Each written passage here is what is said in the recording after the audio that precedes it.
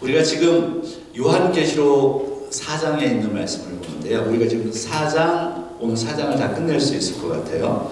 그래서 우리가 요한복음 4장 5절부터 11절까지를 읽었는데, 우리가 그 전에 우리가 두 번을 나누어서 또 했었죠. 4장 1절부터 4절에 있는 말씀을 한번 다시 읽어보면 좋겠어요. 본문 같이 한번 볼까요?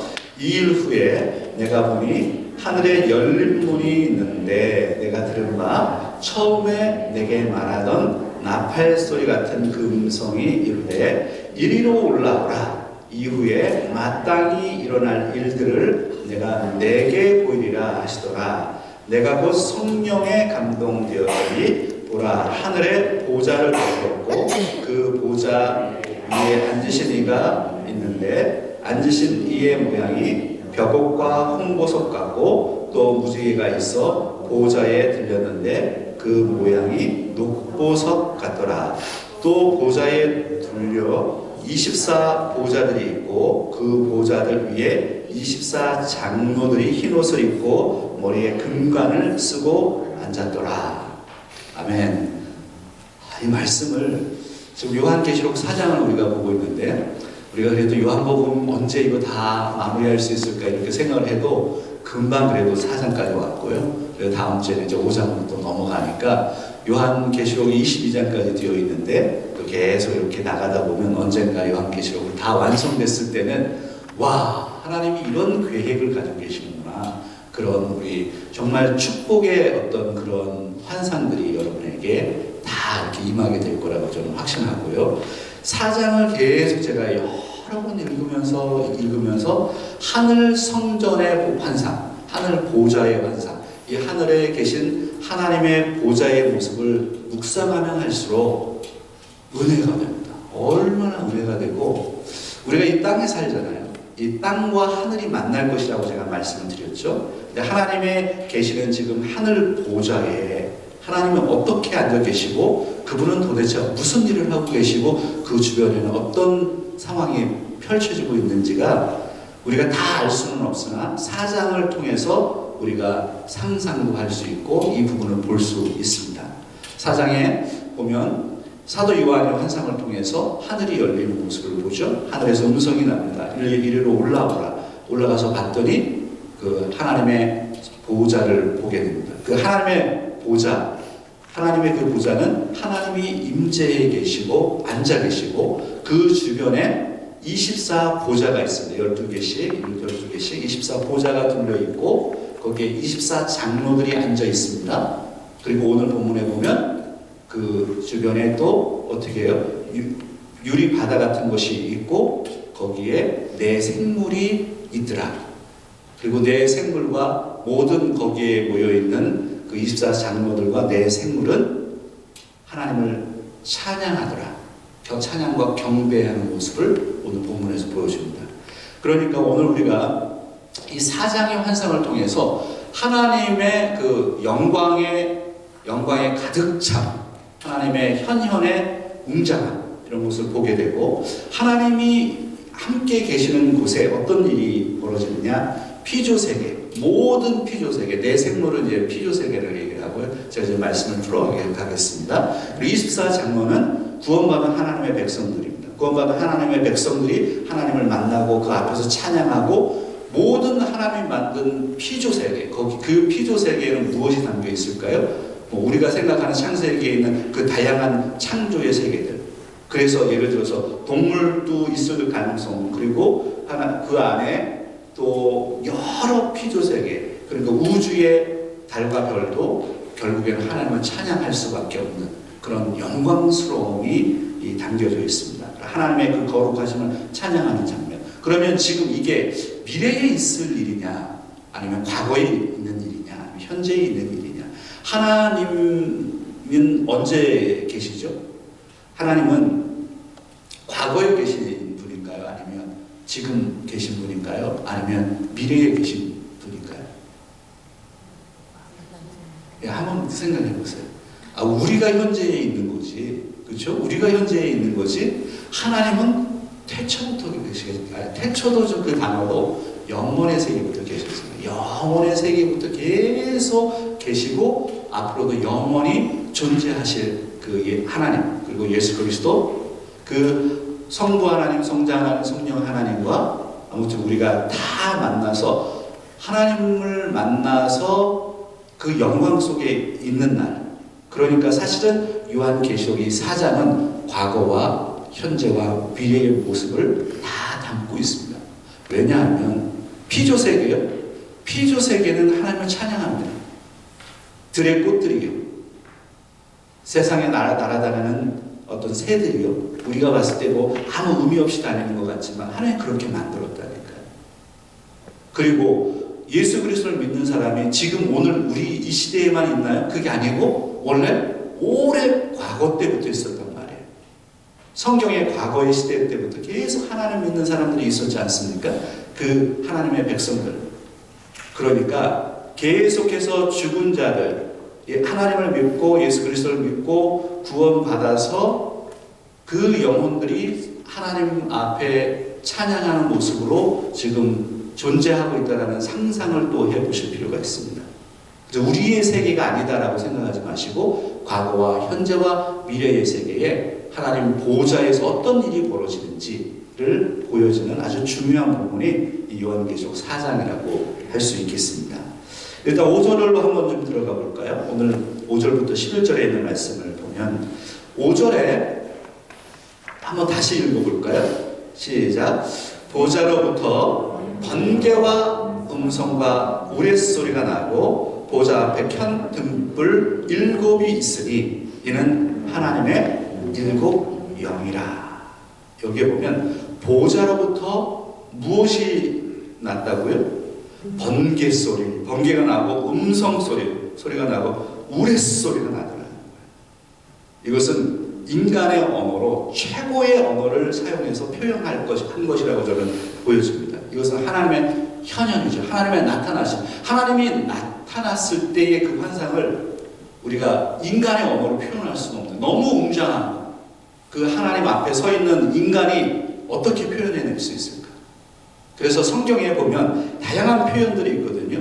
출애굽기 19장에 있는 말씀에 보면 출애굽기 19장 16절에 있는 말씀 한번 보세요. 같이 읽을까요? 셋째 날 아침에 우레와 번개와 빽빽한 구름이 산 위에 있고 나팔 소리가 매우 크게 들리니 진중에 있는 모든 백성이 다 떨더라. 그 음성이 너무나도 강력해서 그 소리를 들으면 떨잖아요. 여러분 이걸 이렇게 한번 생각을 해보면 되겠습니다.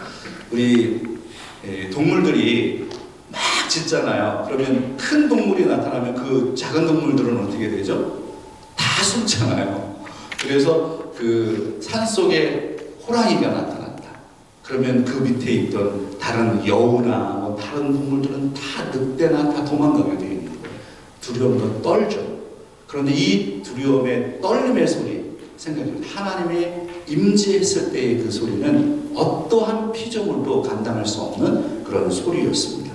이러한 소리, 하나님의 현현과 관련된 이야기가 출애굽기의 그리고 에스겔의 여러 부분에서 나타납니다. 이것은 하나님의 나타남에 대한 것입니다. 우레소리, 나팔소리, 번개소리와 같은 것들은. 그리고 이 부분은 시편 18편과 관련돼서는 이것은 심판과 관련돼서도 이런 소리가 나죠.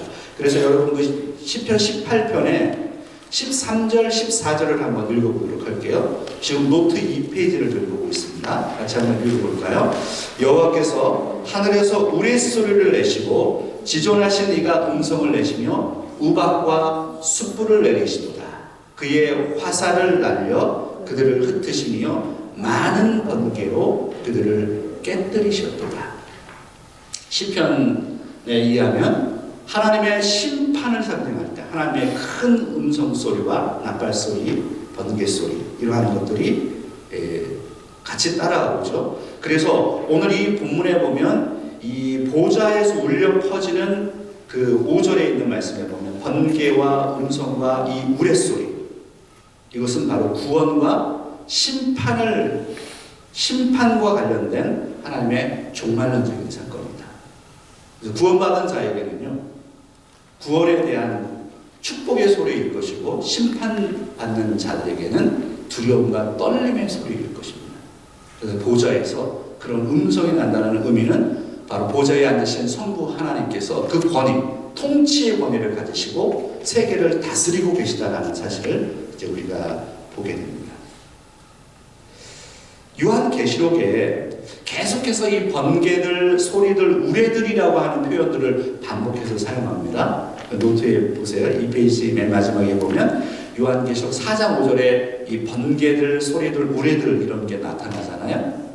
요한계시록 8장 5절에도 나타납니다. 7번째 인을 뗄 때 우레들과 소리들과 번개들과 지진이 일어납니다.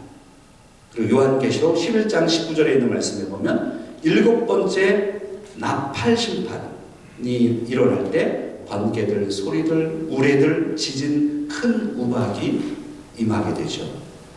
그리고 요한계시록 16장 18절 21절에 보면 7번째 대접 심판이 있을 때 번개들과 소리들과 우레들, 큰 지진, 큰 우박들이 또 등장합니다. 그래서 저 한번 보세요. 이제 4장을 이렇게 마무리하고 5장으로 넘어가면 보좌에 앉으신 5장 1절을 한번 읽어보겠습니다. 다음 주에 시작할 건데 5장 1절을 읽어볼까요? 내가 보매 보좌에 앉으신 이의 오른손에 두루마리가 있으니 안팎으로 썼고 7인으로 봉하였더라. 그러니까 지금 4장에서는 하늘의 성전, 하늘 보좌의 환상을 보고 있죠. 거기에 누가 앉아 계시죠? 하나님이 앉아 계시죠. 그런데 하나님 5장으로 넘어가면 그 하나님이 오른손에 무엇을 잡고 계세요? 두루마리를 잡고 계신단 말이에요. 그런데 인되어 있어요. 뗄 수 없어. 누구도 뗄 수 없는 이 엄중한 이 두루마리. 근데 이 인을 떼기 시작합니다. 그 떼시는 분이 누구예요? 바로 예수 그리스도. 이게 다음 주에 이제 우리가 살펴볼 요한계시록 5장에 있는 말씀입니다. 근데 그 인을 뛸 때마다 첫 번째 인, 두 번째 인, 세 번째 인, 네 번째, 다섯 번째, 여섯 번째, 7번째 인을 뗄 때마다 그 인, 그 안에서 내용이 무엇이 나와요? 심판의 메시지가 나옵니다. 심판의 메시지가 이제 6장부터 시작이 됩니다. 그래서 7째 인 심판, 그 다음에 7인, 7나팔, 7대접에 대한 이 이야기가 요한계시록 6장부터 16장까지 나와 있는 것이죠. 그러니까 요한계시록을 이해를 하려면 심판을 이해할 수밖에 없습니다. 결국 우리가 종말에 대한 관점을 가지고 요한계시록을 보고 있잖아요. 종말의 이야기는 구원과 심판의 메시지입니다. 하나님의 백성들은 구원받고 악의 세력이 심판받는다라고 하는 이 심플한 이야기이지만 하나님께서 그 일을 어떻게 이루어 가시고 계시는가를 보여주는 것이 요한계시록의 메시지인 것이죠. 그래서 4장, 5장이 이 심판을 다루고 있는 이제 6장 이전에 굉장히 중요한 메시지를 가지고 있습니다. 자, 그 다음에 어디를 좀 보시느냐면요. 4장 5절에 있는 말씀에 보면 4장 5절을 한번 다시 읽어보도록 할게요. 보좌로부터 번개와 음성과 우레소리가 나고 그 다음에 보세요. 보좌 앞에 현 등불 7이 있으니 이는 하나님의 무엇이래요? 7 영이라. 그러면 7 영은 도대체 무엇일까? 자, 다시 한번 저를 보세요. 하나님의 보좌, 하늘 사도 요한이 하나님이 도대체 어디 계시는지 우리 궁금하잖아요. 이게 우리의 상상력을 동원합니다. 상상력으로 성경을 볼 필요는 없습니다만 이 본문을 통해서 상상력이 확장되는 것은 좋을 것 같아요. 우리가 하나님을 보고 싶잖아요. 근데 이제 지금 이런 것들이 우리에게 도움이 되는 겁니다. 하늘 성전을 보니 거기 성전의 중앙에 보좌가 베풀어져 있는데 거기에 성부 하나님이 앉아 계시고요. 그리고 24장로들이 보좌를 중심으로 앉아 있고 그리고 그 보좌 앞에 무엇이 있다고요? 7 등불이 있더라는 거예요. 상상을 좀 해보세요. 그러면 이 7 등불은 도대체 무엇을 의미하느냐? 이것은 성령을 의미합니다. 성령, 요한계시록 1장 4절에도 같은 이야기가 나왔었죠. 한번 찾아보고 넘어가도록 할게요. 1장 4절을 한번 읽어볼까요? 요한계시록 1장 4절 같이 한번 읽겠습니다. 요한은 이사야에 있는 7 교회에 편지하니 이제도 계시고 전에도 계셨고 장차 오실 이와 그의 보좌 앞에 있는 7 영과, 여기에 보좌 앞에 무엇이 있대요? 7 영이 있대요. 그래서 이 7 영은 이미 성령이라고 하는 것을 제가 1장을 설명할 때 풀어드린 적이 있습니다. 스가랴 4장에 있는 말씀이 이 7 등불과 관련이 되어 있어요. 7 등잔, 스룹바벨의 성전 건축이 스가랴 4장에 나오죠. 구약 성경에 보면 스바냐, 학개, 스가랴, 말라기 이렇게 끝나잖아요. 거기에 우리가 스가랴, 우리가 잘 보지 않는 성경입니다만 너무 중요한 성경입니다. 예언과 관련된 선지서. 이 스가랴에 있는 말씀에 보면 스룹바벨이 포로지에서 돌아와서 성전을 건축할 것에 대한 이야기를 하고 있습니다만 종말론적인 사상이 그 안에 담겨져 있어요. 그래서 우리가 스가랴를 잘 살펴볼 필요가 있는데, 아무튼 이 스가랴 14장 6절에 있는 말씀을 한번 볼까요? 우리 여러분 그 노트 4페이지 맨 마지막 쪽에 있는데 스가랴 4장 6절에 있는 말씀 한번 같이 읽어보겠습니다. 그가 내게 대답하여 이르되 여호와께서 스룹바벨에게 하신 말씀이 이러하니라. 만군의 여호와께서 말씀하시되 이는 힘으로 되지 아니하며 능력으로 되지 아니하고 오직 나의 영으로 되느니라. 나의 영으로 된다. 나의 영. 여기서 영이 있죠. 성령님에 대한, 그리고 스가랴 4장 2절에 보면 7 등잔 이런 이야기가 나옵니다. 그래서 성령에 대한 상징적인 표현으로 이 스가랴 4장을 배경으로 해서 지금 요한계시록이 그렇게 표현하고 있다는 것을 볼 수가 있습니다. 하나님의 7 영, The Seven Spirit of God, 하나님의 7 영.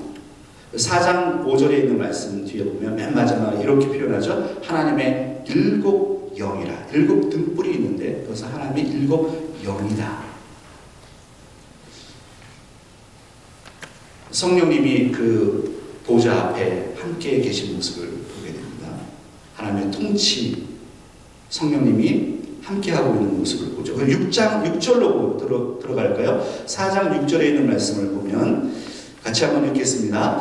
보좌 앞에 수정과 같은 유리 바다가 있고 보좌 가운데와 보좌 주위에 4 생물이 있는데 앞뒤에 눈들이 가득하더라. 보좌 앞에 상상을 좀 해보세요. 제가 그림을 그려볼까 이렇게 생각을 했는데 그림은 주로 이단들이 많이 그려요. 그래가지고 이단들이 얼마나 아름답게 그 그림을 그리는지, 그래서 이것도 혹시 오해하실까봐 그림을 그려놓은 것을 여러분에게 이게 보여드리면 이해가 빠르긴 할 텐데, 이게 너무나도 좀 뭐랄까요, 우리가 받아들이기 좀 어려운 그림들이 많아요. 그래서 제가 상상력을 여러분 말씀으로 이렇게 표현을 해드리고 이 말씀을 읽고 여러분의 상상을 좀 하시면 좋을 것 같아요. 하나님의 보좌를 지금 보고 있는 거죠. 하늘 성전에 있는 하나님의 보좌, 하나님의 임재에 계신 그 임재하신 보좌 주변을 묘사하고 있잖아요. 거기에 24장로는 지난번에 말씀드렸던 것처럼 24장로가 무엇을 상징한다고 했죠? 하나님의 구원받은 백성들이죠. 구원받은 백성들. 24장로들이 있고 거기에 유리바다 같은 것이 있고 거기에 7 등불이 있고 성령을 상징하고 유리바다 같은 것이 있고 그리고 거기에 4 생물이 있더라. 이건 다 상징적인 겁니다. 이것은 문자적으로 이해해서는 안 됩니다. 하나님을, 오늘 이 표현을 자꾸만 문자적으로 해석을 하기 시작하면 오류에 빠지는 거예요. 성령이 내 등불이다라는 것으로 해서 또 해석을 하기 시작하면 곤란하고, 그 다음에 또 이 내 생물을 도대체 어떻게 이해를 해야 되냐, 24장로로 도대체 어떻게 해석을 해야 될까, 이렇게 너무 상징적인 것을 상징적으로 이해를 해야 되는데, 일단 거기 보세요. 보좌 앞에 수정과 같은 유리 바다가 있다. 도대체 이것은 무엇을 의미하는가? 여러분 생각해 보세요. 하늘에 바다가 있다. 하늘에 바다가 있다. 우리의 인간의 생각에는 바다는 어디에 있어야 돼요? 바다는 바다에 있어야지.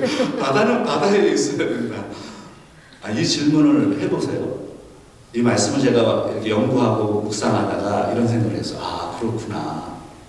바다는 도대체 어디 있느냐? 원래 이 창세기에 보면 창조의 그 역사를 보면 하나님께서 첫째 날에 빛이 있으라 하시고 둘째 날 어떻게 하셨어요? 우리 항상 이거 헷갈려요. 첫째 날, 둘째 날 항상 헷갈려요. 둘째 날 하늘의 궁창과 하늘 아래의 궁창으로 나누셨다라는 표현을 합니다. 그러니까 케이오스의 시점, 창조의 시점에 보면 이 우주는 무엇으로 구조가 되어 있었다고요? 궁창으로 되어 있다. 그래서 유대인들은 그런 생각을 했습니다. 유대인들은 지금 우리가 살고 있는 이 땅 하늘은 원래 하늘 위에는 물이 있을 거라고 생각한 겁니다. 그래서 비가 내린다라고 했을 때 유대인들의 개념인 거예요. 그 위에 궁창이라고 하는 것은 우리가 알 수 없는 이 시스템인데 이 궁창의 하늘 위에 우리가 보이지 않는 물들이 있어서 그 물들이 땅으로 내리는구나. 이런 것이 유대인들의 생각이었습니다. 왜냐하면 과학적인 생각보다도 성경적으로 풀어가려고 하는 거죠. 하늘 궁창이 있는데 하늘 위와 하늘 아래의 궁창으로 나누었다 라고 생각하는 거죠. 그래서 우리는 사실 우리가 살고 있는 이 지구를 생각하면 지구가 무엇으로 덮여 있었습니까? 물로 덮여 있었는데 그것을 어떻게 해요? 육지를 드러나게 하죠. 물을 걷어냅니다. 걷어내서 육지가 드러나게 하신다고. 이해가 되세요? 이거 제 말이 아니죠. 창세기에 다 나와 있는 말입니다. 그러니까 우리가 생각했을 때 우리가 살고 있는 이 땅 옆에 1시간 반만 가면 샌디에이고 해변이 나오잖아요. 그 샌디에이고 그 해변, 그 바다, 우리는 이런 생각하는 거예요. 그래, 우리 거기 가면 바다가 있지 라고 생각을 하지만 하늘에 바다가 있다. 저는 이런 생각을 합니다. 결국 예수 그리스도가 재림하시고 새 하늘과 새 땅이 임했잖아요. 새 하늘과 새 땅이 임하게 되면 하늘과 땅이 하나가 되는 현상을 보게 될 겁니다. 하늘의 의미가 없어질 겁니다. 그러면 바다의 의미도 없어질 것이고 우리가 사는 땅의 의미도 없어질 겁니다. 우리는 지금 땅에서 이렇게 걸어 다니잖아요. 걸어 다니는데 그때는 걸어 다니는 건지 날아다니는 건지 의미가 없다. 하늘과 땅이 만나게 될 것이고 바다가 육지 옆에 있는 것이 아니라 하늘에 있다라고 하는 것이 무슨 의미인지 파악하게 될 것이다. 저는 이런 생각을 하게 됩니다. 그래서 신비한 말씀이 이 안에 담겨져 있어요. 여기에 보면 수정과 같은 유리바다, 이 유리바다는 무엇을 도대체 의미하는 것이냐 상상을 한번 해보시고요. 의미가 중요합니다. 그것은 무엇이냐면 새 창조가 회복될 것이다. 제가 지금 말했던 거죠. 창세기 1장에 나오는 이 하나님께서 우주를 창조했던 그 시점의 그 창조들, 우리가 기억하고 있는, 우리가 알고 있는 인간의 한계를 가지고 이해할 수 있는 창세기의 그 창조의 세계는 완벽하지 않아요. 아니, 하나님의 그 창조가 완벽하지 않다라는 게 아니라 그것이 타락에 의해서 완벽하지 않다라는 거예요. 그런데 하나님께서 다시 재림하시고 하늘과 새 땅을 만들었을 때는 바로 새 창조로 회복될 것을 보여주는 것입니다. 그리고 그 땅에는 악의 세력이 존재하지 않는 완벽한 새로운 창조의 세계를 경험하게 될 것이다. 우리가 하늘에 바다가 있다라고 하는 하늘에 유리바다가 있다, 보좌 앞에 유리바다가 있다라는 의미를 이렇게 살펴볼 수가 있을 것 같습니다.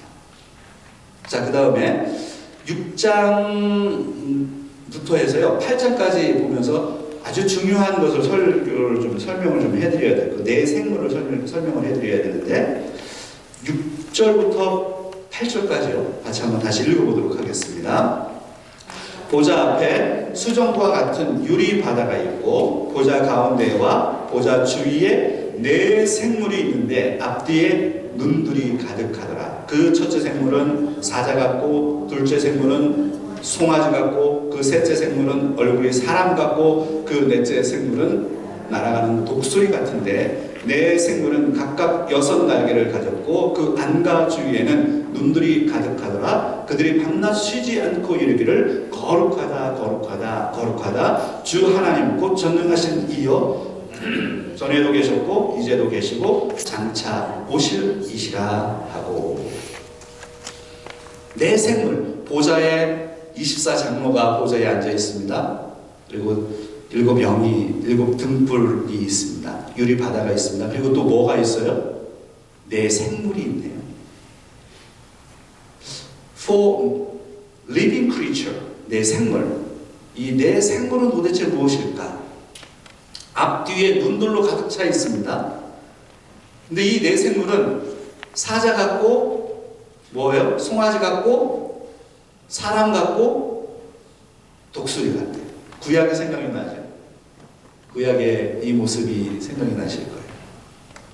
이 네 생물은 6개의 날개를 가지고 있습니다. 도대체 이것은 무엇을 의미하는 것일까요? 에스겔 1장과 이사야 6장에 이 하늘 환상을 보는 장면이 나오는데 거기에 이러한 부분들이 나오는데 에스겔 1장에 보면 그 에스겔 1장 10절에 있는 말씀인데 한번 같이 읽어볼까요?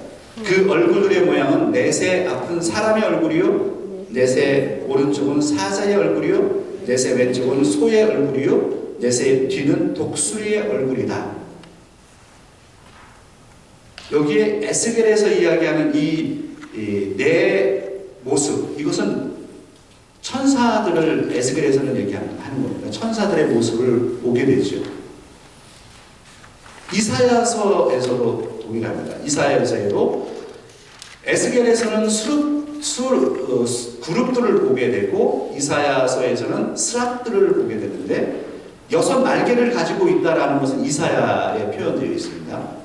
하늘의 환상을 봅니다. 거기에 천사들이 등장합니다. 이 천사들이 여러 얼굴의 모양을 가지고 있고 이사야 6장에서는 6 날개가 있다. 이런 것들이 지금 이 배경이 되어 있습니다. 그러면 중요한 것은 무엇이냐면 그 어떤 모양은 중요하지 않고요. 그 의미가 중요한데 이 네 생물은 도대체 무엇이냐? 네 생물이 의미하는 게 무엇이냐? 가장 탁월한 그 종류를 설명했던 피조물들을 대표한다라고 하는 것인데요. 여기에 보면 여러분 제 노트 7페이지 맨 마지막에 보면 에스겔에서 나오는 네 생물의 네 얼굴은 공통적으로 각 분야에서 가장 탁월한 피조물을 대표했다. 여기 보면 그래서 사자는 맹수 중에서 가장 강한 짐승이고 독수리는 가장 높이 날 수 있는 그런 피조물이죠. 소는 소중하게 사용되는 피조물이고 사람은 만물의 명장이다. 그래서 이것은 무엇을 의미하는 것이냐면 네 생물은 바로 하나님이 창조하신 피조 세계를 대표하는 것입니다. 이 부분을 기억하세요. 중요한 제가 말씀을 지금 드립니다. 24장로는 무엇을 설명했다고요? 하나님의 구원받은 백성들을 상징하는 것이고 여기 네 생물은 무엇을 설명하는 것이라고요? 하나님이 창조한 피조세계, 피조물을 상징하는 것이다. 그러니까 나중에 완전히 하나님 나라가 임해서 완성되었을 때 하나님의 백성들이 그 수가 얼마가 되는지 모르겠으나 모든 하나님을 믿는 구원받은 백성들이 보좌에 모여있고 그 다음에 누가 모여있다고요? 무엇이? 피조세계. 하나님이 창조한 피조세계가 다시 회복될 것이고 그 하나님의 피조세계와 하나님의 백성들이 하나가 되어서 거기에 하나님의 성령님이 함께 존재하면서 그거 보좌에서 예배와 경배가 이루어지게 될 것이다. 이게 하늘 보좌의 환상의 메시지이죠. 이제 9절부터 11절에 있는 말씀에 보면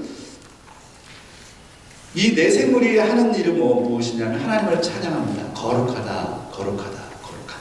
이제 9절부터 11절 다시 한번 읽어보도록 하겠습니다. 그 생물들이 보좌에 앉으사 세세토록 살아계시는 이에게 영광과 존귀와 감사를 돌릴 때에 24장로들이 보좌에 앉으신 이 앞에 엎드려 세세토록 살아계시는 이에게 경배하고 자기의 발을 보좌 앞에 들이며 이르되 우리 주 하나님이여 영광과 존귀와 권능을 받으시는 것이 합당하오니 주께서 만물을 지으신지라 만물이 주의 뜻대로 있었고 또 지으심을 받았나이다 하더라. 내 생물은 하나님이 창조한 피조세계, 그 피조세계가 하나님을 찬양합니다. 거룩하다, 거룩하다, 거룩하다. 하나님의 영광과 존귀를 찬양합니다. 그리고 그 주변에 보좌에 모여있는 하나님의 구원받은 백성들이 또 하나님을 경배합니다. 찬양합니다. 저는 이 상상을 해봐요. 그리고 예배. 하나님과 함께 드리는 이 예배의 영광, 그 어미함, 그 존중받을 만한 그 환경들을 한번 보세요. 하나님의 보좌에 우리가 모여있어요. 하나님을 찬양합니다. 거룩하다, 거룩하다, 거룩하다. 하나님의 영광과 존귀와 권능을 찬양합니다. 그래서 오늘 이 말씀을 좀 생각하시고 저는 여러분들이 우리가 살아가면서 힘들고 어려우시잖아요. 우리의 삶에서 하늘 보좌의 그런 능력을 좀 우리가 생각을 못하는 것 같아요. 우리는 하나님과 함께 있고 우리는 하나님을 찬양하는 것이고 우리는 하늘과 땅이 떨어져 있는 것 같아서 하나님은 멀리 계신 것 같고 우리는 지금 이 자리에서 엘센트로라고 하는 이 지역에서 예배를 드려서 이게 과연 하나님의 영광을 받으시는 게 맞나라고 하느냐 간격의 차이가 있어. 공간의 차이. 그러나 하나님께서는 우리의 영광을 받으시고 우리의 예배에 보좌에 앉아서 우리의 예배를 받으시고 지금도 우리의 예배를 받으시는 곳이고 우리는 하나님의 24장로처럼 구원받은 하나님의 사람들이 모여서 우리는 하나님 앞에서 찬양과 예배를 드립니다. 하나님의 영광을 받으시는 거고요. 그것은 현재의 일이기도 하고 나중에 완벽하게 예수 그리스도가 재림해서 새 하늘과 새 땅이 다시 창조될 때 그때는 우리가 하늘과 땅이 일치가 되어서 바로 우리가 하나님을 마주보면서 여러분이 저를 마주보는 것처럼 우리가 그때는 하나님을 마주보면서 그 영광에 참여하게 될 것입니다. 요한계시록의 이 보좌의 환상은 경이롭습니다. 우리가 살아가면서 힘들고 어려운 순간이 있다면 요한계시록 4장을 읽기를 제가 권해드립니다. 여러분 승리하시길 바랍니다. 같이 기도하겠습니다.